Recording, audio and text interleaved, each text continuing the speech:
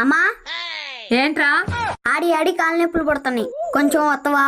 లేటుగా వచ్చింది గాక పైగా నీ కాళ్ళు వత్తాలా? పిల్లలు అన్నాక లేటుగానే వస్తారమ్మా. ఆహా, ఎందుకో? మా పనులు మాకుంటాయి, అవన్నీ మీతో చెప్పలేం. అబ్బా, అంత పోటు పొడిచే పనులు ఏమున్నాయో?